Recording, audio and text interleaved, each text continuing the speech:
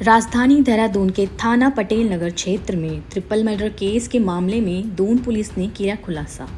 SSP Dehradun Ajay Singh का कहना है कि कल शाम को देहरादून के पटेल नगर क्षेत्र में एक महिला के शव के साथ 2 बच्चों के शव को भी बरामद किया गया। सीसीटीवी फुटेज के आधार पर आरोपी हसीन को गिरफ्तार कर लिया गया है, जो कि उत्तर प्रदेश के बिजनौर जिले का रहने वाला है। पुलिस का कहना है कि आरोपी का महिला के साथ संबंध थे। ऐसे में महिला आरोपी के साथ रहना चाहती थी, मगर आर्थिक तंगी होने की वजह से महिला को अपने पास नहीं रख पा रहा था, जिसको लेकर दोनों के बीच विवाद चल रहा था। आरोपी ने इन सब से तंग होकर महिला का गला दबाकर हत्या कर दी, साथ ही उसके मासूम बच्चों को मौत के घाट उतार दिया। आज प्रेस वार्ता करते हुए एसएसपी अजय सिंह ने पूरे मामले का खुलासा किया है। इसमें 25 तारीख की देर सायंस कंट्रोल रूम में सूचना प्राप्त हुई थी कि एक बड़ो वाला में एक नाला है जो फॉरेस्ट से लगा हुआ, वहाँ पर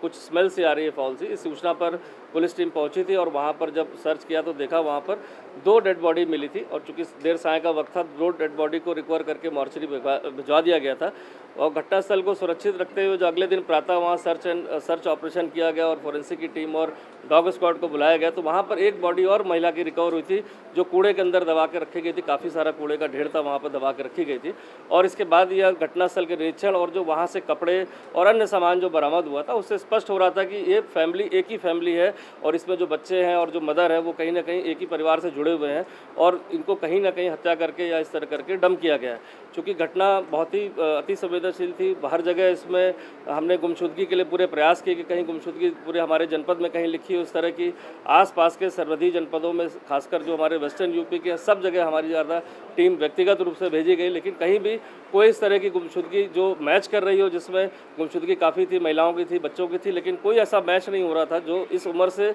मेल खा रहा हो। इसके बाद हमारे द्वारा जो है वहाँ पर जब घटनास्थल का बारीकी का निरीक्षण किया गया तो वहाँ पर एक रोडवेज बस का एक टिकट मिला था जो जिसके नंबर वगैरह घिस गए थे, लेकिन उस सीरीज़ को देखते हुए हमने सारे कॉम्बिनेशन पर जो उसको ट्राई किया और ये पता चला कि एक बस जो नेहटौर से चली थी वहाँ पर 2 लोग इसमें चढ़े थे जो एक थे और वो टिकट उन्हीं का प्रतीत होते हुए हमने पूरा अंदाज़ा लगाते हुए सीसीटीवी फुटेज बस स्टैंड की ली तो वहाँ पर वो महिला और बच्चे एक संदिग्ध मोटरसाइकिल पर बैठ के जाते दिखाई दिए रात्रि में 10:30 बजे के करीब। जो उससे ऐसा क्लियर हो गया था कि इनको कहीं ना कहीं कोई मोटरसाइकिल पर बैठा के ले गया।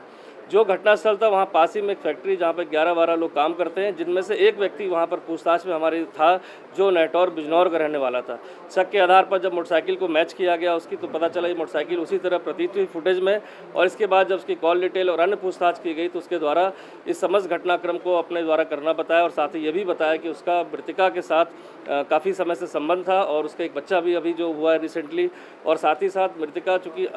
विडो है, उसने तलाक दे रखा है, वो बार जिद कर रही थी देहरादून में अपने साथ रखने के लिए और साथ ही साथ खर्चे के लिए पैसे भी मांग रही थी, जिससे परेशान होकर वो काफ़ी परेशान था। जिसमें जो मुल्जिम का नाम इसमें हसीन आया जो रहने वाला नेहटौर का ही है और जब मृतका अपने बच्चों के साथ बस से पहुंची तो उसके दिमाग में था कि ये जो घटनास्थल है वहाँ पर सुनसान रहता है, 7-7:30 बजे के बाद वहाँ कोई एक्टिविटी नहीं रहती है। एक नाला है जहाँ पर बरसाती नाला है जो बरसात में बहता है, तो उसको लग रहा था डेड बॉडी को अगर यहाँ छिपा देते हैं तो बरसात में वो कहीं ना कहीं बॉडी बह जाएगी और पता नहीं चलेगा। तो देर रात्रि उसको वहाँ बुलाकर जब वो मोटरसाइकिल से लेकर आया तो उसने मृतका को बहाने से उसका गला दबा दिया और साथ ही 2 बच्चों का भी सोते में गला दबा के और समस्त घटनाक्रम को छुपाने के लिए उसके सामान को विभिन्न जगहों पर जंगलों में फेंका, दाएं बाएं कूड़े में दबा दिया। साथ ही साथ बॉडी भी इस तरह से दबा दी गई अंदर और ऊपर फोम रख दिया गया जिससे कि बॉडी की स्मेल ना आए